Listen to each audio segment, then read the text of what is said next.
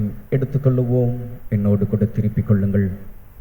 ஏசாயா எழுதின தீர்க்க தரிசன புஸ்தகம் 25ஆம் அதிகாரம் 6ஆம் வசனம் முதல் 9ஆம் வசனம் வரையிலே நான் வாசிக்கிறேன். The book of Isaiah, chapter 25, verses 6 to verses 9.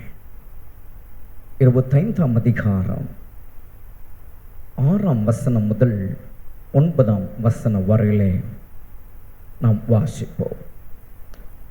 சேனைகளின் கர்த்தர் இந்த மலையிலே சகல ஜனங்களுக்கும் ஒரு விருந்தை ஆயத்தப்படுத்துவார். அது கொழுமையான பதார்த்தங்களும் பழமையான திராட்சரசமும் ஊனும் நினமும் உள்ள பதார்த்தங்களும் தெளிந்த பழமையான திராட்சரசமும் நிறைந்த விருந்தாயிருக்கும். சகல ஜனங்கள் மேலும் உள்ள முக்காட்டையும் சகல ஜாதிகளையும் மூடியிருக்கிற மூடலையும் இந்த மலையிலே அகற்றி போடுவார். அவர் மரணத்தை ஜெயமாய் விழுங்குவார். கர்த்தராகிய தேவன் எல்லா முகங்களிலும் இருந்து கண்ணீரை துடைத்து தமது ஜனத்தின் நிந்தையை பூமியில் இராதபடிக்கு முற்றிலும் நீக்கிவிடுவார். கர்த்தரே இதை சொன்னார். அக்காலத்தில் இதோ இவரே நம்முடைய தேவன், இவருக்காக காத்திருந்தோம், இவர் நம்மை ரட்சிப்பார், இவரே கர்த்தர், இவருக்காக காத்திருந்தோம், இவருடைய ரட்சிப்பினால் களி கூர்ந்து மகிழுவோம் என்று சொல்லப்படும். கர்த்தருடைய நாமத்திற்கு மகிமை உண்டாவதாக. இந்த வேத பகுதியில் ஒரு வார்த்தையை கர்த்தர் இந்த மாதம் உங்கள் ஒவ்வொருவருக்கும், உங்கள் குடும்பத்திற்கும், சபைக்கும், தேசங்களுக்கும், எங்கும் உள்ள எல்லா ஜனங்களுக்கும் அவர் இந்த வார்த்தையினாலே அவர் பேசினார். 7ஆம் வசனத்திலே சொல்லப்பட்டிருக்கிற அந்த வார்த்தையை கொண்டு 7ஆம் வசனத்திலே அகற்றி போடுவார் என்று சொல்லப்பட்ட அந்த வார்த்தையை வைத்து கர்த்தர் இந்த மாதம் அவர் நம்மோடு அவர் பேசியிருக்கிறார். நான் விசுவாசிக்கிறேன். அந்த வார்த்தையின்படியாக இதுவரையிலும் கர்த்தர் நடத்தி வந்திருக்கிறார், அவர் நடத்தி கொண்டிருக்கிறார், இனியும் அவர் நடத்துவார் என்று எத்தனை பேர் ஆமீன் என்று சொல்றீங்க? ஹல்லேலூயா. அகற்றி போடுவார் என்ற அந்த வார்த்தைக்கு வேதம் என்ன சொல்லுகிறது என்பதை அன்றைக்கு நாம் தியானித்தோம். விழுங்குவார் என்று அன்றைக்கு அதை தியானிக்க கர்த்தர் உதவி செய்தார். ஒருவேளை இந்த செய்தி ஒருவேளை நீங்கள் கேட்கலன்னா யூடியூப்ல அந்த வார்த்தைகள் அதில் கொடுக்கப்பட்டிருக்கிறது. ஆகவே 1ஆம் தேதி வாக்குத்தத்த ஆராதனைக்கு வர முடியாத மக்கள் நீங்கள் நம்முடைய யூடியூபில் லிவிங் மீடியாவிலே அந்த வார்த்தைகள், அந்த செய்திகளை நீங்கள் கேட்கலாம். ஏனென்றால் அந்த மாதத்தின் முதல் நாள் அவருடைய வார்த்தையை கொண்டு நீங்கள் தொடங்கும்போது அந்த வார்த்தை அந்த மாதம் முழுவதும் உங்களை தற்காக்கும், உங்களை பாதுகாக்கும், உங்களை விசாரிக்கும். அவர் எப்படிப்பட்டவர் என்பதை அவர் தம்முடைய வார்த்தை கொண்டு அவர் வெளிப்படுத்தும் போது அது ஒவ்வொரு நாளும் அது உங்களுடைய மனதில் நின்று அந்த வார்த்தை உங்களை உற்சாகப்படுத்துகிறது, அவர் உங்களை தைரியப்படுத்துகிறதையும் அவர் மேல் இன்னும் நீங்கள் விசுவாசம் உள்ளவர்களாய் நம்பிக்கையோடு கூட போவதற்கு அது ஏதுவாக இருக்கு. ஆகவே இப்படிப்பட்டதான வார்த்தைகளை ஒருவேளை நேராக சபையில் நாம் வந்து கேட்க முடியாமல் போனாலும் யூடியூப்ல அந்த வார்த்தைகளை கேளுங்க. ஒரு கேள்வி நான் கேட்க முடியும். எத்தனை பேர் நீங்கள் இந்த மாதத்தினுடைய வாக்குத்தத்த செய்தியை கேட்டீங்கன்னு? ஆனால் ஒரு கேள்வியை கேட்டு நான் கொண்டு போக நான் விரும்பவில்லை. ஆனால் உங்களுக்கு ஒரு ஆலோசனையை சொல்லுகிறேன்.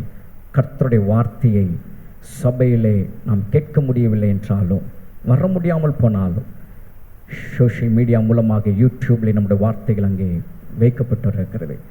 அதை கேளுங்கள். கர்த்தர் உங்களை அதிகமாய் ஆசீர்வதிப்பார். ஆகவே வாசித்த இந்த வேத பகுதியிலே அந்த 7ஆம் வசனத்தை கொண்டு அன்றைக்கு கர்த்தர் நம்மோடு கூட பேசினார். அதை குறித்து நான் தொடர்ந்து தியானித்துக் கொண்டிருக்கும் பொழுது இன்றைக்கும் கர்த்தர் ஒரு செய்தியை நாம் வாசித்த அந்த வேத பகுதியிலே கர்த்தர் கொடுத்ததை இன்றைக்கு உங்கள் முன்பாக நான் வைக்க வாஞ்சிக்கிறேன். அது என்ன அப்படி நம்ம பார்க்கும்போது 6ஆம் வசனத்திலே சொல்லப்படுகிறது. அதை நாம் கவனிப்போமாக. சேனைகளின் கர்த்தர் இந்த மலையிலே சகல ஜனங்களுக்கும் ஒரு விருந்தை ஆயத்தப்படுத்துவார். இன்றைக்கு செய்தியினுடைய தலைப்பாய் நான் எடுத்திருக்கிற வார்த்தை விருந்து, ஃபீஸ்ட், விருந்து. கர்த்தருடைய நாமத்திற்கு மகிமை உண்டாவதாக. நம்ம எல்லாருக்கும் பொதுவாக எல்லாரும் விரும்புவது விருந்துக்கு போவது எல்லாருக்குமே பிடித்த ஒரு காரியம். ஏன் அப்படின்னா, அந்த விசேஷித்த நிகழ்ச்சிகளை நாம் போகும்போது நம்முடைய உறவுகளை நாம் பார்க்கிறோம், நம்முடைய சொந்தங்களை நம்ம பார்க்கிறோம், நம்முடைய பந்தங்கள், நம்முடைய நண்பர்கள், இப்படியாக ஒரு இடத்திலே நம்ம எல்லாரையும் நம்ம பார்க்கிறோம். அந்த சந்தோஷமான அந்த நிகழ்விலே இறுதியாய் நாம் நிறைவு செய்து வருகிறது. அது எங்கே அப்படின்னா விருந்திலே. நாம் எந்த நிகழ்ச்சிக்கு போனாலும் இன்றைக்கு நமக்கு ஒரு நல்ல ஒரு விருந்து இருக்கு அப்படின்னு நினைச்சு போகிறவர்கள் உண்டு, வீட்டிலே பேசிட்டு போகிறவர்களும் உண்டு. அங்கே போய் பார்க்கிற மத்தியில் இன்றைக்கு நமக்கு நல்ல ஒரு பிரியாணி இருக்கு, ஏதோ ஒன்று சொல்லுவோம். அப்போ விருந்து என்பது நம்ம எல்லாருக்கும் ஒரு பிடித்த ஒரு விஷயம். கர்த்தருடைய நாமத்திற்கு மகிமை உண்டாவதாக. அப்ப இந்த இடத்துல வேதம் சொல்லுகிறது, சேனைகளின் கர்த்தர் சகல ஜனங்களுக்கும் ஒரு விருந்தை என்ன செய்கிறாராம்? ஆயத்தப்படுத்துவார். கர்த்தருடைய நாமத்திற்கு மகிமை உண்டாவதாக. அந்த விருந்து அது எப்படி இருக்குன்னா, எல்லா நிறைவோடு அந்த விருந்து இருக்குன்னு அந்த 6ஆம் வசனத்துடைய முடிவிலே நம்ம பார்க்கிறோம். அந்த விருந்தில் என்னென்னலாம் அதில் வைக்கப்படும் என்பதை அந்த வேத வசனம் தெளிவாய் நமக்கு சொல்லுகிறது. ஆகவே தான் சொன்னேன், எல்லாம் நிறைந்த ஒரு விருந்தாய் கர்த்தர் கொடுக்கிற அந்த விருந்து இருக்கும் என்று வேதத்தில் நம்ம வாசிக்கிறோம். வேதத்தில் நீங்கள் வாசித்து பார்ப்பீர்கள் என்றால், இந்த விருந்திலே கலந்து கொள்ளுகிறவர்களை குறித்து வேதம் தெளிவாய் சொல்லுகிறது. வெளிப்படுத்தின விசேஷம் 19ஆம் அதிகாரம் 9ஆம் வசனத்தில் நீங்கள் வாசித்து பார்ப்பீர்கள் என்றால், அந்த விருந்தை குறித்து அங்கு வேதம் தெளிவாய் சொல்லுகிறது. ஆட்டுக்குட்டியானவருடைய அந்த கல்யாண விருந்துக்கு அழைக்கப்பட்டவர்கள் யாராம்? பாக்கியவான்கள். வேதம் அப்படியாக அந்த இடத்துல நமக்கு எழுதப்பட்டிருக்கிறது. ஆட்டுக்குட்டியானவருடைய அந்த கல்யாண விருந்து. அப்போ சேனைகளின் கர்த்தர் தம்முடைய ஜனத்திற்கு அவர் ஆயத்தம் பண்ணுகிற அந்த விருந்திலே கலந்து கொள்ளுகிறவர்கள் பாக்கியவான்கள். அப்படியானால் இந்த செய்தியின் தொடக்கமாக உங்களை பார்த்து நான் சொல்லுகிறேன், நீங்கள் பாக்கியவான்கள். ஹல்லேலூயா. எத்தனை பேருக்கு அந்த நம்பிக்கை இருக்கு? நான் பாக்கியவான். எஸ், ஹல்லேலூயா. சந்தோஷமாயிருங்க, நீங்கள் பாக்கியவான்கள். கர்த்தருடைய நாமத்திற்கு மகிமை உண்டாகட்டும். ஏனென்றால் ஆட்டுக்குட்டியானவருடைய அந்த கல்யாண விருந்துக்கு அழைக்கப்பட்டவர்களாக கர்த்தர் உங்களை இங்கே இந்த இடத்துல எம்எல்டிக்குள்ளாக கர்த்தர் சேர்த்திருக்கிறார். கர்த்தருடைய நாமத்திற்கு மகிமை உண்டாவதாக. அவருடைய திருச்சபைக்குள்ளாக, அவருடைய மந்தைக்குள்ளாக இந்த நாட்களில் யாரையெல்லாம் அவருடைய ஜனங்களை கர்த்தர் சேர்த்து கொண்டு வருகிறாரோ அவர்கள் எல்லாரும் அந்த ஆட்டுக்குட்டியானவருடைய கல்யாண விருந்துக்கு அழைக்கப்பட்டவர்கள், அவர்கள் பாக்கியவான்கள் என்று வேதம் சொல்லுகிறது. அப்படியானால் இந்த இடத்துல வந்திருக்கிற நீங்கள் ஒருவரும், எஸ் நான் சொல்லுகிறேன், அந்த விருந்துக்கு அழைக்கப்பட்டவர்கள். அந்த விருந்திற்கென்றே ஆண்டவர் உங்களை தெரிந்தெடுத்திருக்கிறார். அந்த விருந்துக்கு நீங்கள் மகிமைப்படுத்தும் பட்டிருக்கிறீர்கள் என்று அப்போஸ்தலனாகிய பவுல் சொன்னதை உங்களுக்கு இந்த இடத்துல நான் நினைவுபடுத்துகிறேன். கர்த்தருடைய நாமத்திற்கு மகிமை உண்டாவதாக, மகிமை உண்டாவதாக. அந்த விருந்திலே சகலமும் நிறைந்ததாயிருக்கும். அந்த விருந்திலே ஒரு குறைவும் இருக்காது. கர்த்தருடைய நாமத்திற்கு மகிமை உண்டாவதாக. ஒரு முறை எனக்கு தெரிந்த ஒரு சகோதரர், அவருக்கு தெரிந்த ஒரு கல்யாண விருந்திற்கு என்னை அழைத்து கொண்டு போனார். அந்த கல்யாணமானது மார்வாடிஸோடைய கல்யாணம். நீங்கள் எத்தனை பேர் மார்வாடிஸ் கல்யாணம் போயிருக்கீங்கன்னு எனக்கு தெரியல. போயிருப்பீங்கன்னா உங்களுக்கு தெரியும். அவர்களுடைய அந்த கல்யாண நிகழ்ச்சிக்கு போயிருக்கும் போது அந்த விருந்து இடத்திற்கு என்னை கொண்டு போன பிறகு அந்த விருந்து அங்க ஆயத்தம் பண்ணப்பட்டிருக்கிற அந்த விருந்தெல்லாம் செய்திருக்கிற காரியம் எல்லாம் பார்க்கும்போது அங்க என்ன இல்லை அப்படின்னு பார்க்கக்கூடிய ஒரு எண்ணம் அங்கே வந்தது.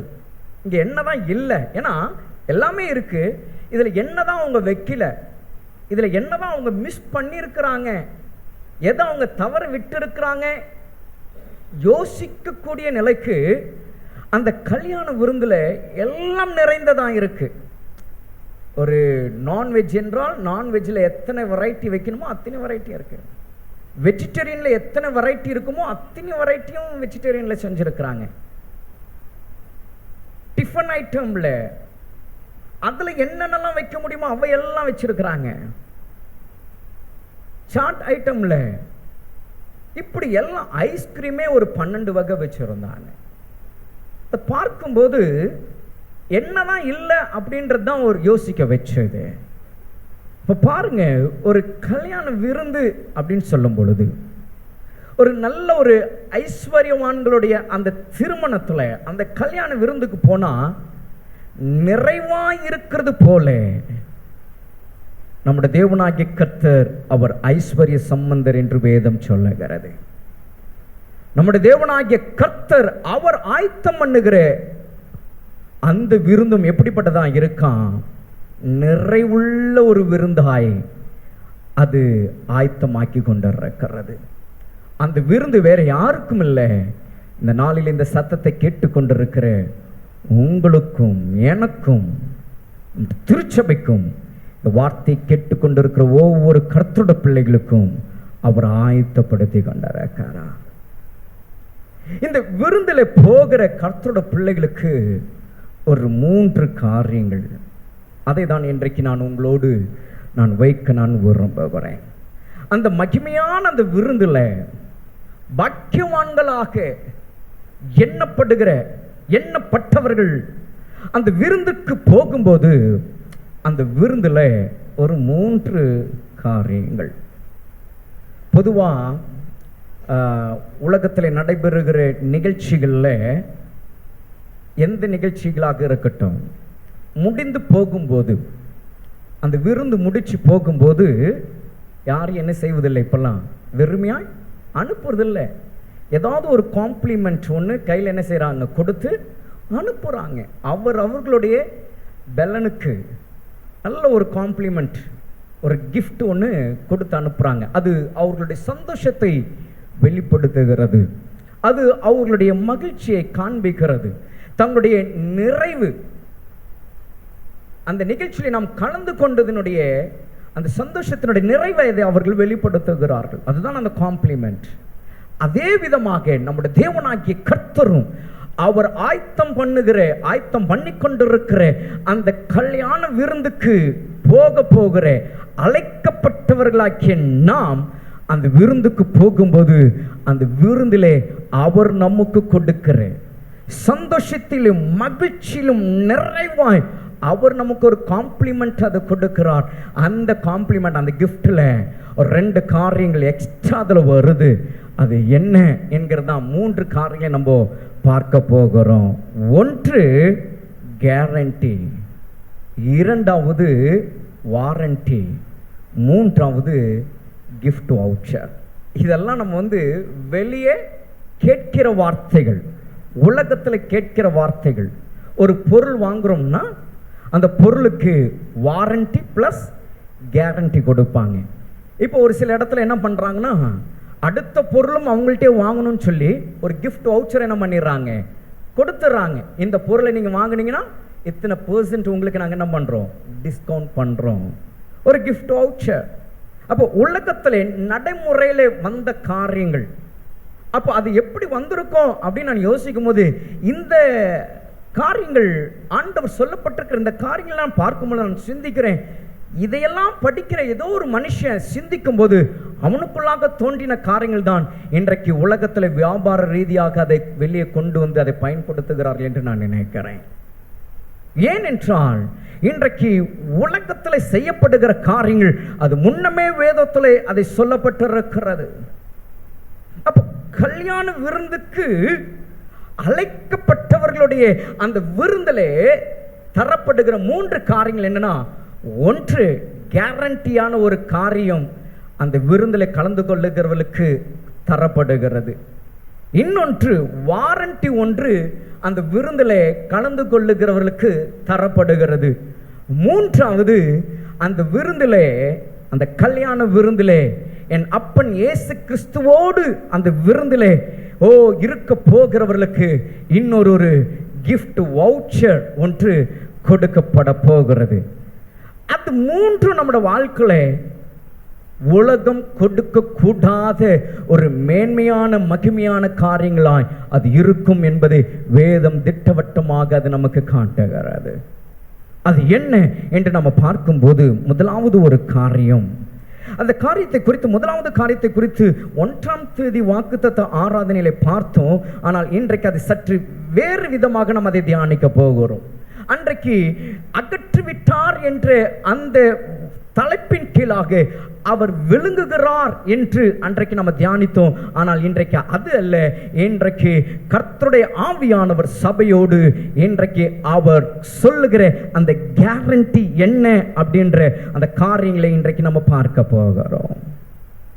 அந்த 7ஆம் வசனத்தை நாம் வாசிக்கும் போது இப்படியாக நாம் வாசிக்கிறோம்.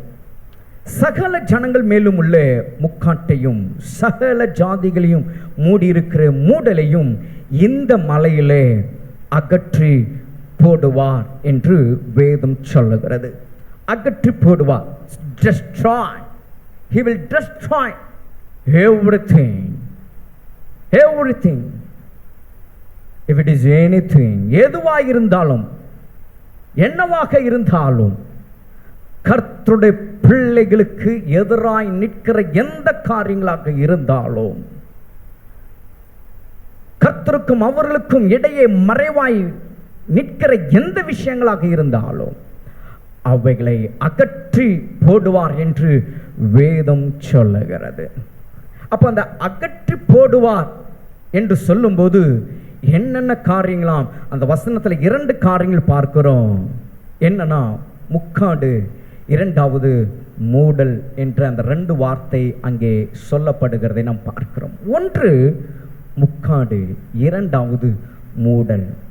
அப்போ இந்த 2 காரியங்களையும் இன்றைக்கு சபைக்கு கர்த்தருடைய ஆவியானவர் சொல்ல வருகிறது என்ன அப்படின்னு நீங்க பார்த்தீங்கன்னா, இந்த கல்யாண விருந்திலே ஆண்டவராகிய இயேசு கிறிஸ்துவோடு, மணவாளனாகிய கிறிஸ்து இயேசுவோடு மணவாட்டியாக்கிய சபையாக்கிய நீங்கள் அந்த விருந்திலே நீங்கள் பங்கெடுக்கும் போது, அழைக்கப்பட்டவர்களாய் நீங்கள் அந்த விருந்திலே அவரோடு கூட நீங்கள் இருக்கும்போது, அவர் உங்களுக்கு கேரண்டியாக அவர் உங்களுக்கு கொடுக்கிற காரியம் என்ன அப்படின்னு பார்த்தீங்கன்னா, ஒரு அகற்றி போடுகிற காரியம். எதை அப்படி நீங்க பார்க்கும்போது இன்றைக்கு பிசாசானவன் எங்கும் ஜனங்களை, எங்கும் மக்களையும் பார்க்கும்போது துயரம் என்கிற ஒன்றில், கவலை என்கிற ஒன்றில், துக்கம் என்கிற ஒன்றில், வருத்தம் என்கிற ஒன்றில், துன்பம் என்கிற ஒன்றில், இன்னொரு வார்த்தை இருக்கு அவலம். சில நேரத்தில் சொல்லுவாங்க, இவனுக்கு வந்து அவல நிலையை பாருங்கன்னு சொல்லுவோம். பாருங்க, இன்னும் இப்படிப்பட்ட ஒரு அவல நிலை என்று சொல்லுவோம். பாருங்க, அப்படிப்பட்டுதான் அந்த சூழ்நிலையை இன்றைக்கு பிசாசானவன், சாத்தான் என்று சொல்லப்படுகிறவன் இன்றைக்கு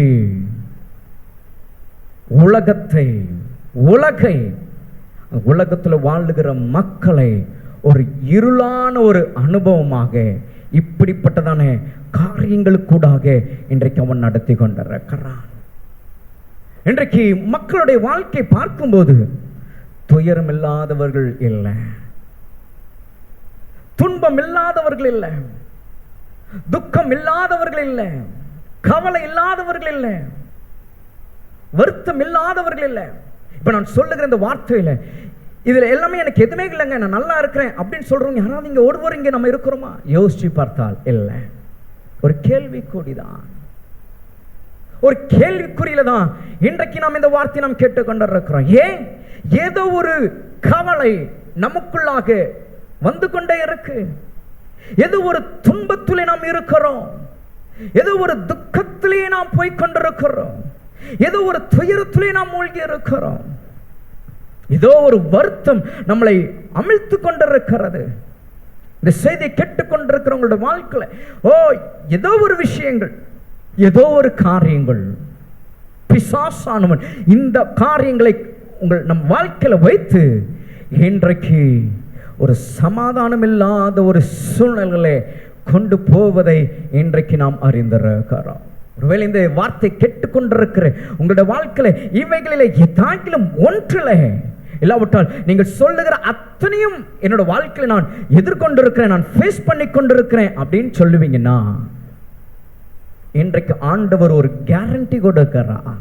இந்த கல்யாண விருந்தில் ஆண்டவராகிய இயேசு கிறிஸ்துவோடு கூட, இந்த கல்யாண விருந்தில் அவரோடு கூட இந்த விருந்தில் இருக்க போகிற கர்த்தருடைய பிள்ளைகளுக்கு ஒரு கேரண்டி என்னன்னா, இந்த துயரம், இந்த துன்பம், இந்த துக்கம், இந்த வருத்தம், இந்த அவல நிலையை நான் அகற்றி போடுவேன் என்று அவர் சொல்லுகிறார். எத்தனை பேர் விசுவாசிக்கிறவங்க ஒரு கரங்களை தட்டி அவருக்கு ஒரு நன்றியை சொல்லுங்க பார்ப்போம். ஹல்லேலூயா. இதுதான் கேரண்டி. அவர் கொடுக்கிற கேரண்டி என்னன்னா, உன்னோட வாழ்க்கையில நீ போய் கொண்டிருக்கிற இந்த துயரத்தை விட்டு, நீ வாழ்ந்து கொண்டிருக்கிற இந்த துக்கத்தை விட்டு, இந்த துன்பமான இந்த வாழ்க்கையை விட்டு, இந்த கவலையான இந்த வாழ்க்கையை விட்டு, இந்த விருந்தில் வந்திருக்கிற உங்களை நான் அனுப்பும் போது அவர் என்ன சொல்றாருன்னா, உனக்கு ஒரு கேரண்டி கொடுக்கிறேன், முற்றிலும் நான் அகற்றி போடுவேன், முற்றிலும் அவைகளை நான் டெஸ்ட்ராய் பண்ணுவேன்னு சொல்றார் ஆண்டவர். என்ன ஒரு பெரிய ஒரு பாக்கியம். அதனால்தான் வெளிப்படுத்தல் நம்ம அதை வாசிச்சோம். ஆட்டுக்குட்டியானவருடைய கல்யாண விருந்துக்கு அழைக்கப்பட்டவர்கள் யாரா இருக்கிறாங்க? பாக்கியவான்கள். ஏன்னா அவருடைய வாழ்க்கையில இனி துயரம் என்பதில்லை, கவலை என்பதில்லை, துக்கம் என்பதில்லை, வருத்தம் என்பதில்லை, துன்பம் என்பதில்லை, அவலம் என்கிற நிலை இல்லை. ஏன்னா அவருடைய விருந்து அப்படிப்பட்ட ஒரு விருந்து. நான் சொன்னேன், அந்த கல்யாண விருந்தில் நான் போன போது அன்றைக்கு அந்த விருந்தில் கலந்து கொண்டவர்கள் புறப்பட்டு போகும்போது அவர்கள் பேசின வார்த்தைகள் எல்லாம் இன்றும் என்னோட காதுகள் இருக்கு. என்ன ஒரு அருமையான ஒரு விருந்து, என்ன ஒரு அருமையான ஒரு ஆகாரம், என்ன ஒரு அருமையான டிஷ்ஷஸ், என்ன ஒரு அருமையான இந்த திருமணத்தை நடத்தி இருக்கிறார், என்ன ஒரு அருமையான ஒரு விருந்தை ஆயத்தப்படுத்தியிருக்கிறார். பேசின அந்த வார்த்தைகள். அப்போ உலகத்தில் ஒரு மனுஷன் இப்படி செய்யக்கூடுமானா, சர்வ வல்லமுள்ள தேவனாகிய கர்த்தர் சொல்லியிருக்கிறார், இதோ ஆட்டுக்குட்டியானவருடைய கல்யாணம் வருகிறது, அந்த கல்யாணத்தில் அழைக்கப்பட்டவர்கள் பாக்கியவான்கள் என்று சொல்லும் பொழுது, அந்த பாக்கியவான்கள் என்கிற அட்டவணைக்குள்ளாக அந்த விருந்தில் போகிற உங்களுடைய வாழ்க்கையில அவர் ஒரு கேரண்டி தருகிறார். அதுதான் அகற்றி போடுவேன் என்று சொல்லி. அப்ப இவ்வளவு நாள் உங்களுடைய வாழ்க்கையில துயரத்தினாலும், துன்பத்தினாலும், துக்கத்தினாலும், வருத்தத்தினாலும் நீங்கள் சோர்ந்து போயிருப்பீர்களானால் இன்றைக்கு கர்த்தருடைய ஆவியானவர் உங்களை உற்சாகப்படுத்துகிறார். எல்லாம் போயிடுச்சு என்று சொல்லி, எல்லாம் அவ்வளவுதான் என்று சொல்லி, இன்றைக்கு அப்படிப்பட்டதான இந்த நிலையில ஒருவேளை இந்த சத்தத்தை நீங்கள் கேட்டுக்கொண்டு இருப்பீர்களானால் இன்றைக்கு கர்த்தருடைய ஆவியானவர் சொல்லுகிறார், இல்ல மகனே, இல்ல மகளே, இதோ உனக்கென்று நான் ஒரு விருந்தை ஆயத்தப்படுத்தி கொண்டிருக்கிறேன். அந்த விருந்துக்கு நீ அழைக்கப்பட்டிருக்கிறாய். ஆகவே இந்த பூமியில வாழுகிற காலங்களில் நீ வருத்தத்தோடும் சஞ்சலத்தோடும் பாரத்தோடும் துக்கத்தோடும் கவலையோடும் துயரத்தோடு நீ வாழ்கிறாயா? கவலைப்படாதே. இதோ நாள் ஒன்று வருகிறது, இதோ நான் சீக்கிரமாய் வருகிறேன். நான் வரும்போது உன்னை நான் ஆயத்தம் பண்ணி வைத்திருக்கிற அந்த விருந்துக்கு உன்னை நான் கொண்டு போய் என்னோடு என் அருகிலே உன்னை நான் அமர்த்தி அந்த விருந்துக்கு உன்னை நான் கொண்டு போய் வைக்கும்போது உனக்குள்ளாக இருக்கிற இவை எல்லாம் அகற்றி போடுவேன். அது எல்லாம் உன்னை விட்டு நீங்கும் என்று ஆண்டவர் ஒரு கேரண்டி இன்றைக்கு உங்களுக்கு கொடுக்கிறார். இந்த கேரண்டி ஒரு நாளும் வெறுமையாய் போகாது. இன்றைக்கு உலகத்துல ஒரு பொருள் வாங்கினா கேரண்டி கொடுக்குறாங்க, ஆனால் அந்த கேரண்டி அது சரியாய் செய்வதில்லை. அந்த கேரண்டி சரியா நமக்கு கிடைப்பதில்லை. சில முயற்சி எடுக்கும் பொழுது அந்த கேரண்டிக்கு எந்த ஒரு பலனும் இல்லாமல் போகிறது. ஆனால் நம்முடைய தேவனாகிய கர்த்தர் அவர் வாக்கு பண்ணுகிறவராக இதோ நான் அகற்றி போடுவேன் என்று அவர் கேரண்டி அவர் சொல்லுகிறார்னா அது உங்களோட வாழ்க்கையில அப்படியே அது நிறைவேறும். எத்தனை பேர் அதை விசுவாசிக்கிறீங்க? இந்த கேரண்டி நீங்கள் எடுத்துக்கொண்டு போங்க.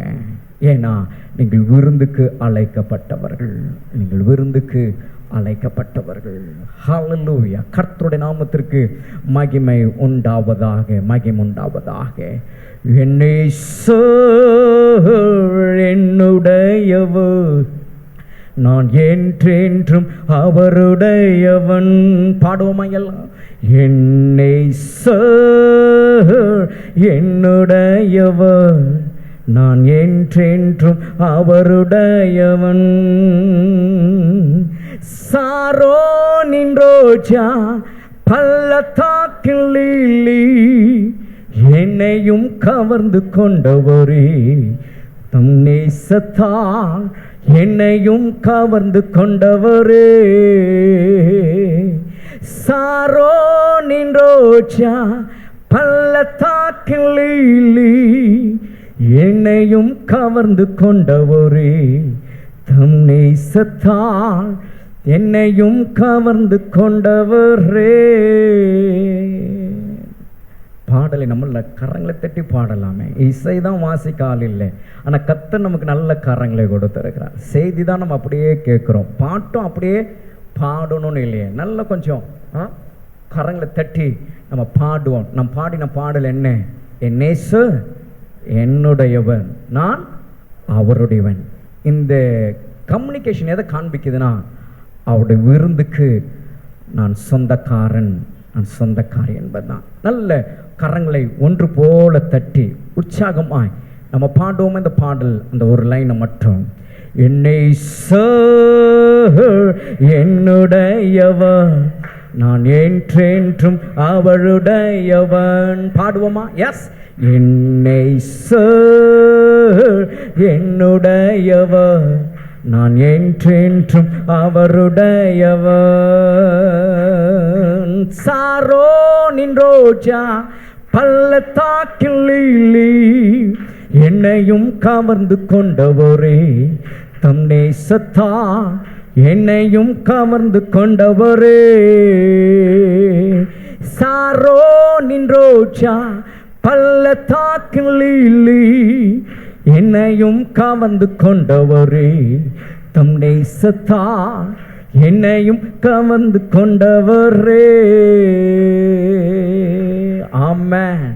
இது கேட்க எவ்வளவு அருமையா இருக்கு. கர்த்தருடைய நாமத்திற்கு மகிமை உண்டாவதாக. ஆகவே அவர் நமக்கு கேரண்டியா ஒன்று சொல்றார். என்னன்னா, உன் வாழ்க்கையில நீ இப்பொழுது போய்கொண்டிருக்கிற இந்த காரியங்கள் எல்லாவற்றையும் நான் அகற்றி விடுவேன் என்று விசுவாசியுங்கள். கர்த்தர் செய்கிற அந்த அதிசயங்களை கண்டு அவருடைய நாமத்திற்கு மகிமையாக சாட்சியா இருங்க. கர்த்தர் உங்களை ஆசீர்வதிப்பார். இரண்டாவது நம்ம பார்க்கிறோம் வாரண்டி. வாரண்டி. கர்த்தருடைய நாமத்திற்கு மகிமை உண்டாவதாக. வாரண்டின்னு சொல்லும் பொழுது ஒரு ப்ராடக்ட் வாங்குறோம்னா அது அந்த வருஷத்திற்குள்ளாக சில முக்கியமான பொருட்கள் அது பழுதாகுது, சரியா ஃபங்க்ஷன் ஆகுதுன்னா அந்த வாரண்டியை கிளைம் பண்ணி என்ன பண்ணலாம், வேறு ஒன்று அந்த இடத்துல அதை வச்சு அதை திரும்ப யூஸ் பண்ணலாம்.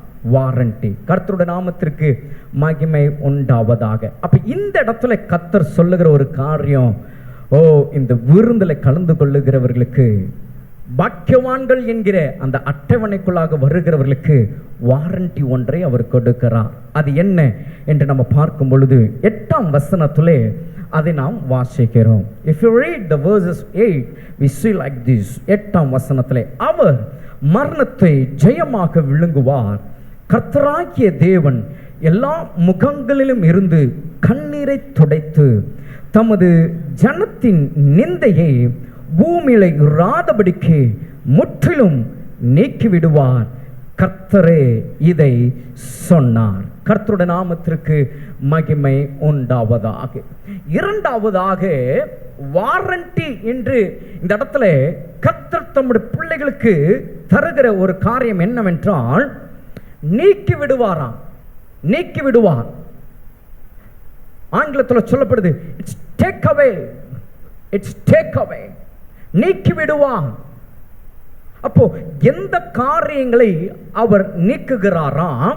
அந்த வசனத்தில் சொல்லப்படுகிறது, நிந்தையை, தமது ஜனத்தின் நிந்தையை பூமியில இராதபடிக்கு என்ன செய்கிறாராம்? முற்றிலும் பூமியில் இராதபடிக்கு நீக்கி விடுவார்னு சொல்லல. எப்படி சொல்லுதுன்னா, முற்றிலும் நீக்கி விடுவார்.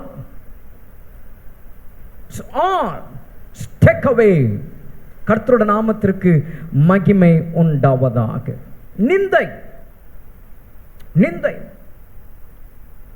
இந்த நிந்தை என்கிற இந்த காரியம் இன்றைக்கு மக்கள் வாழ்க்கையில ஆசீர்வாதங்கள், 1ஆம் தேதி தியானித்த காரியங்கள், நன்மைகளுக்கு ஒரு இடையாக அது காணப்படுகிறது. இந்த நிந்தை. நிந்தை என்ற அந்த வார்த்தை பார்க்கும்போது கர்ஸ், சாபம். இன்றைக்கு ஏதோ ஒரு சாபம் குடும்பங்களில் அது இருக்கிறபடினாலே, அந்த நிந்தை இருக்கிறபடினாலே ஆசீர்வாதங்கள், நன்மைகள் பார்க்கக்கூடாதபடி, பார்க்க முடியாதபடிக்கு அவருடைய வாழ்க்கையில் போகிறதை நாம் பார்க்க முடியும். அது எப்படி வெளிப்படுகிறது? அது எப்படி ஜனங்களோட வாழ்க்கையில வெளியே தெரிகிறது, தெரிய வருகிறது என்று பார்த்தா சில காரியங்கள் சொல்லப்படுகிறது. அது என்ன? அவமானம், அவமதிப்பு, இகழ்ச்சி, புறக்கணிப்பு, ஏளனம், வெறுப்பு, வெட்கம், தோல்வி, இழப்பு. இவ்வளவு வார்த்தைகள் நிந்தைக்குள்ளாக கொண்டு வரப்படுகிறது. அப்போ ஒரு மனுஷனை, ஒரு மனுஷியை, ஒரு மக்களை, ஒரு ஜனத்தை ஒரு ஆசீர்வாதம் இல்லாத ஒரு நன்மைகளுக்குள்ளாக அந்த சுதந்திரிக்க முடியாதபடிக்கு, அதற்குள்ளான ஒரு நிறைவான ஒரு வாழ்க்கை வாழ முடியாதபடிக்கு, வாழ கூடாதபடிக்கு இடையே நிற்கிற ஒரு காரியம். அது என்னன்னா நிந்தை. நிந்தை, சாபம் என்று சொல்லப்படுகிறது. நிந்தை பிசாசானவினாலே அனுப்பப்படுகிற, தரப்படுகிற ஒரு காரியம். அது சாபம்.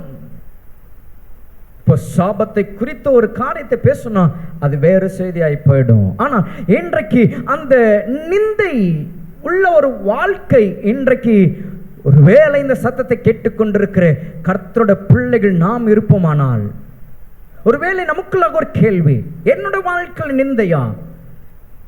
ஒரு நிந்தைக்குள்ளான ஒரு வாழ்க்கைக்குள்ளாக நான் போகிறேன், என்னோட குடும்பம் அப்படி இருக்கா அப்படின்னு ஒரு கேள்வி உங்களுக்கு இருக்கும்னா, நான் சொன்ன இந்த காரியங்கள் எவைகளாகிலும் நீங்கள் அதில் இருப்பீர்களானால் கொஞ்சம் யோசிச்சு பார்க்கணும். இந்த நாட்களில் அவர் எனக்கு சொல்லி வைத்த ஆசீர்வாதங்கள், அவர் எனக்கு தந்திருக்கிற அந்த ஆசீர்வாதங்கள், அவர் எனக்கு இந்த உலகத்தில் நான் அனுபவிக்கும்படியாக அவர் எனக்கு கொடுத்திருக்கிற எல்லாவற்றையும் இந்த நாட்களை நான் அனுபவிக்கிறேனா? என் குடும்பம் அனுபவிக்கிறதா? என் கணவர் அனுபவிக்கிறாரா? நான் அனுபவிக்கிறேனா? என் பிள்ளைகள் அனுபவிக்கிறதா? என் வீட்டில் நான் அதை அனுபவிக்கிறேனா என்று நாம் சிந்தித்து பார்க்கும் பொழுது, யோசிக்கும் போது, நிந்தை என்ற ஏதோ ஒன்று நம்முடைய வாழ்க்கையில் அதற்கிடையாக இருக்கு. அதை வெளிப்படுத்துகிற காரியம்தான் இவைகள் எல்லாம். ஒருவேளை ஒரு புறக்கணிப்புக்குள்ளாக நீங்கள் இருக்கிறீங்கன்னா, யாரோ ஒருவரால் புறக்கணிக்கப்பட்டிருக்கிறீங்க அப்படின்னா, யாரோ ஒருவர் மூலமாக ஏளனமாக நீங்கள் பார்க்கப்படுகிறீங்கன்னா, யாரோ ஒருவர் மூலமாக நீங்கள் வெறுக்கப்படுகிறீங்கன்னா, யாரோ ஒருவர் மூலமாக நீங்கள் வெட்கப்பட்ட ஒரு நிலையில இருக்கிறீங்கன்னா, யாரோ ஒரு மூலமாக ஏதோ ஒரு காரியத்தில் நீங்கள் தோல்வியை நீங்கள் சந்தித்து இருக்கிறீங்கன்னா, இல்லாவிட்டால் நீங்கள் ஏதோ ஒரு காரியத்தில் ஏதோ ஒரு விஷயத்தில் இழப்பில் நீங்கள் இருக்கிறீங்கன்னா, ஏதோ ஒன்றை இழந்திருக்கிறீங்கன்னா, ஏதோ ஒரு காரியத்தில் யாரோ ஒருவர் மூலமாக நீங்கள் இகழ்ச்சி அடைஞ்சிருக்கிறீங்கன்னா, ஒரு அவமதிப்பு, மரியாதை இல்லாத ஒரு அவமதிப்புக்குள்ளாக போயிருக்கிறீங்கன்னா, இவை எல்லாம் எதை காட்டுதுன்னா, கர்ஸ், நிந்தை. இன்றைக்கு நம்முடைய வாழ்க்கையில் நாம் அப்படியா இருக்கிறோமா என்று நாம் யோசித்து சிந்தித்து பார்க்க வேண்டும். இதில் ஏதாகிலும் இன்றைக்கு நாம் ஒருவேளை நம்முடைய குடும்பம், ஒருவேளை நம்முடைய பிள்ளைகள், நம்முடைய கணவரோ, நம்மளுடைய மனைவியோ எப்போ நம்மளை பார்க்கும்போது ஏதோ ஒரு காரியங்களை சொல்லி சொல்லி அதை புலம்பிக் கொண்டிருக்கிறாங்களா? வேலையில் நான் புறக்கணிக்கப்பட்டிருக்கிறேன், இவங்க மத்தியில் நான் ஏளனமாய், இன்றைக்கு இவங்க என்ன ஏளனமாய் பேசுறாங்க, இவங்க என்ன வெறுப்பா பார்க்குறாங்க, ஓ இவர்கள் மத்தியில் நான் வெட்கமாக இருக்கிறேன். இதை திரும்ப திரும்ப நம்முடைய வாழ்க்கையில் நம்ம பார்க்கிறோமா? இல்லாவிட்டால் நாம் சொல்லி கொண்டிருக்கிறோமா? இல்லாவிட்டால் மற்றவர்கள் நம்மளிடத்துல சொல்லுகிறதை கேட்டுக்கொண்டிருக்கிறோமா? இவையெல்லாம் எதை காண்பிக்குதுன்னா, நிந்தையான ஒரு வாழ்க்கை, சாபம். இந்த வாழ்க்கையில் இருக்கிற மக்களை இன்றைக்கு கர்த்தர் ஒரு காரியத்தை சொல்லுகிறார். அவருடைய அந்த கல்யாண விருந்துல அழைக்கப்பட்டவர்களாகிய பாக்கியவான்களாக இருக்கிற உங்களுக்கு, ஒருவேளை இது எல்லாருக்கும் நான் சொல்ல மாட்டேன், ஒருவேளை இந்த வார்த்தை கூடாக ஒருவேளை நீங்கள் இந்த வார்த்தையில் நீங்கள் இருப்பீர்களானால், இன்றைக்கு கர்த்தருடைய ஆவியானவர் சொல்லுகிறார், ஓ அந்த ஆட்டுக்குட்டியானவருடைய அந்த விருந்துக்கு நீங்கள் அழைக்கப்பட்டு இருக்கிறபடியினாலே, நீங்கள் பாக்கியவான்களாக இருக்கிறபடினாலே அவர் சொல்லுகிறார், இதோ நான் அவைகளை நீக்கி விடுவேன். வாரண்டி கொடுக்கிறார், ஒரு வாரண்டி. கிறிஸ்துவ வாழ்க்கையில அவர் நமக்கு கொடுத்திருக்கிற ஒரு வாரண்டி இது. நீக்கி விடுவாராம், நீக்கி விடுவார். அப்ப நீக்கும் போது அந்த வசனத்துல நாம் வாசிக்கிறோம் பாருங்க, அந்த 8ஆம் வசனத்துல, கர்த்தராகிய தேவன் எல்லா முகங்களிலும் இருந்து கண்ணீரை துடைத்து, கண்ணீரை துடைத்து, கண்ணீரை துடைத்து என்கிற அந்த வார்த்தை நீங்கள் சிந்திக்கும் போது, ஒரு கர்த்தருடைய பிள்ளைகளுடைய வாழ்க்கையில கண்களில் எப்பொழுதெல்லாம் நீங்கள் கண்ணீர் விடுகிறீர்களோ அப்பொழுதெல்லாம் என் தேவனாகிய கர்த்தர் அந்த சூழ்நிலையை அவரை நீக்கி அவர் உங்களுடைய கண்ணீரை துடைக்கிறவராக இருக்கிறார். இதுதாங்க அவர் கொடுக்கிற வாரண்டி. ஹல்லேலூயா! எத்தனை பேருக்கு புரியுதுங்க நான் சொல்றது? ஓ உங்களோட வாழ்க்கையில ஓ இப்படிப்பட்டதான சூழ்நிலை, ஒருவேளை புறக்கணிக்கப்படுகிறீங்களா, இகழ்ச்சிக்குள்ளாக வெறுக்கப்படுகிறீர்களா, தோல்வியா, இழப்பா, அவமதிப்பா, அவமானமா, எந்த சூழ்நிலை கூடாக நீங்கள் போகும்போது, ஓ உங்களுடைய கண்களிலே ஓ நீங்கள் கண்ணீர் விடும்போது, அந்த நேரம் என் தேவனாகிய கர்த்தர் அவர் சொன்ன அந்த வாரண்டி செயல்படுகிறது. அது என்னன்னா, அதை அவர் துடைத்து அதை நீக்கி விடுகிறவராய் இருக்கிறார். விசுவாசிக்கிறவங்க கரங்களை தட்டி அந்த ராஜாவுக்கு ஒரு நன்றி செலுத்துங்க பார்ப்போம். ஹல்லேலூயா, glory to God. ஆகவே இதுவரையிலும் உங்களுடைய வாழ்க்கையை நிந்தையாய் நீங்கள் கடந்து போன இந்த சூழ்நிலையை அவர் சொல்லுகிறார், நீக்கி விடுவேன், நீக்கி விடுவேன், நீக்கி விடுவேன். உங்களுடைய கண்ணீரை அவர் துடைத்து உங்களை சந்தோஷத்தினாலே மகிழ்ச்சியினாலே அவர் உங்களை நடத்துகிறவராக இருக்கிறார். அப்போ இவ்வளவு நாட்கள் நீங்கள் கண்டிராத ஒரு காரியங்கள் இனி வருகிற நாட்கள் என் தேவனாகிய கர்த்தர் செய்கிறதை உங்கள் கண்கள் காணும். கர்த்தருடைய நாமத்திற்கு மகிமையாக நீங்கள் சாட்சியாக இருப்பீர்கள். ஏன்னா ஆட்டுக்குட்டியானோட விருந்துக்கு அழைக்கப்பட்டவர்கள் நீங்க. கர்த்தருடைய நாமத்திற்கு மகிமை உண்டாவதாக. கடைசியாக மூன்றாவது, இந்த கல்யாண விருந்துக்கு அழைக்கப்பட்டவர்களுக்கு, பாக்கியவான்கள் என்ற அந்த அட்டவணையில் வந்தவர்களுக்கு கர்த்தர் தருகிற மூன்றாவது ஒரு காரியம் நான் சொன்னேன், கிஃப்ட் வவுச்சர். ஒரு கிஃப்ட் வவுச்சர் ஒன்று கொடுக்கிறாரு. அது என்ன தெரியுங்களா? 9ஆம் வசனத்தில் அதை நம்ம வாசிக்கிறோம். If you read the verses 9, it say like this. அக்காலத்தில் இதோ இவரே நம்முடைய தேவன், இவருக்காக காத்திருந்தோம், இவர் நம்மை ரட்சிப்பார், இவரே கர்த்தர், இவருக்காக காத்திருந்தோம், இவருடைய ரட்சிப்பினால் களி கூர்ந்து மகிழுவோம் என்று சொல்லப்படும். மூன்றாவது, அவருடைய கல்யாண விருந்தில் அழைக்கப்பட்டவர்களுக்கு, இல்லாவிட்டால் இப்படி சொல்லுகிறேன், அவர் ஆயத்த பண்ணி கொண்டிருக்கிற அந்த கல்யாண விருந்துக்காக காத்திருக்கிற உங்கள் ஒவ்வொருவருக்கும் அவர் கொடுக்கிற ஒரு கிஃப்ட் வவுச்சர் என்னன்னா, அவருடைய ரட்சிப்பினால் களி கூர்ந்து மகிழுகிறவளாக இருப்பீங்க. ஹல்லேலூயா, ஹல்லேலூயா. உற்சாகமாய் சொல்லாமல் வேணாமா? அது உங்களுக்கு ரட்சிப்பு வேணாமா? சந்தோஷம் வேணாமா? மகிழ்ச்சி வேணாமா? நல்லா சொல்லுவோமே ஒரு ஹல்லேலூயா.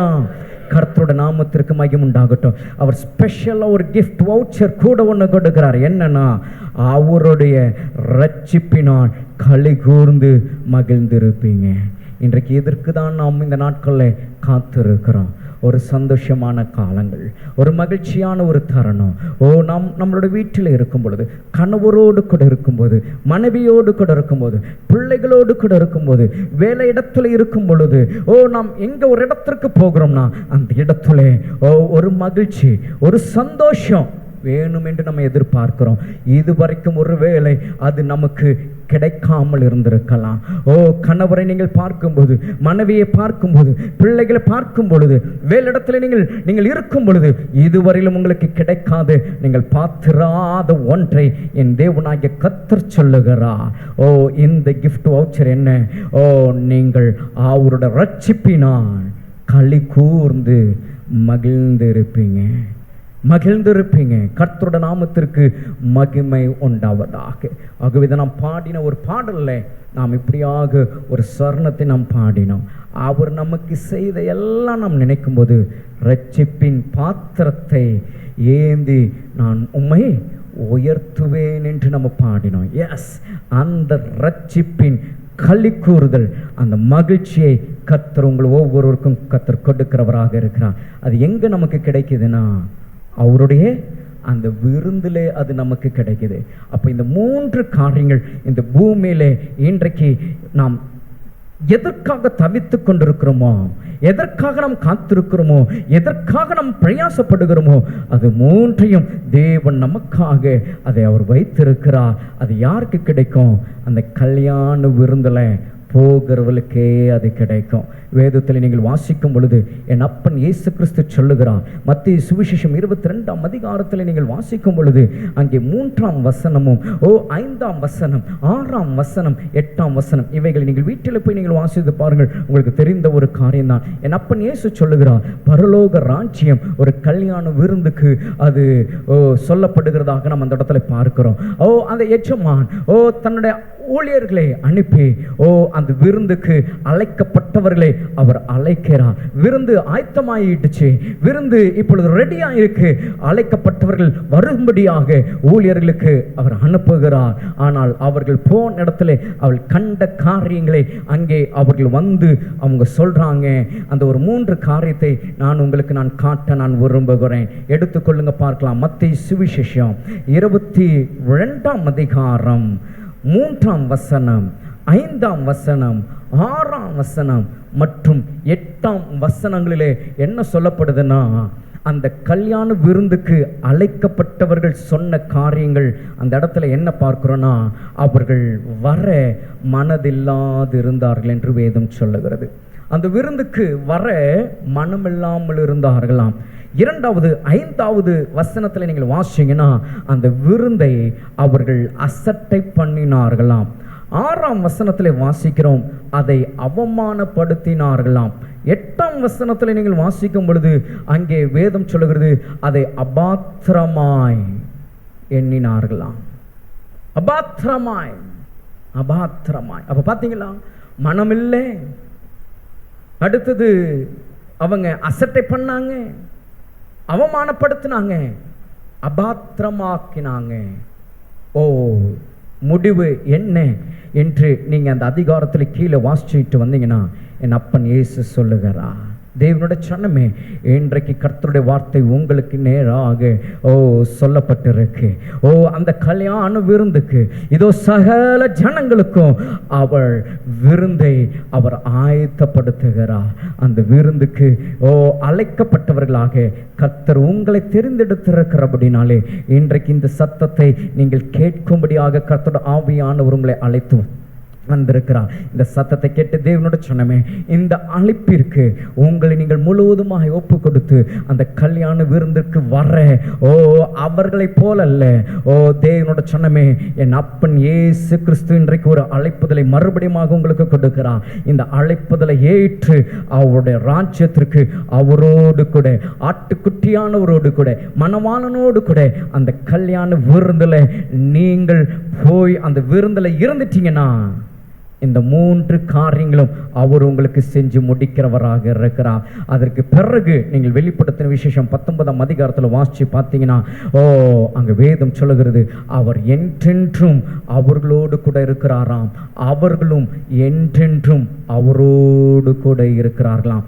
அந்த இடத்துல அந்த நித்தியமான அந்த வாழ்க்கையில மகிழ்ச்சி, சந்தோஷம், நிறைவை அவர் தந்து தம்முடைய பிள்ளைகளை அவர் நடத்துகிறாராம். அதே நேரம் வேதம் சொல்லுகிறது, வெளிப்படுத்தல் 21ஆம் அதிகாரத்தில் நாம் வாசிக்கும் போது அங்கே வேதம் சொல்லுகிறது 4ஆம் வசனத்தில், அவர்களுடைய கண்ணீர் யாவையும் தேவன் துடைத்து இனி மரணமில்லை, துக்கமில்லை, அலறல் இல்லை, வருத்தம் இல்லை, முந்தினவைகள் ஒளிந்து போகும்படியான ஒரு நித்திய வாழ்க்கையை அவரோடு கூட இருக்கும்படி அதை அவர் நமக்கு தந்து நடத்துகிறவராக இருக்கிறார். ஆகவே தேவனோட சொன்னமே, அந்த விருந்திலே கலந்து கொள்ள இன்றைக்கு நம்மை ஆயத்தப்படுத்துவோமா?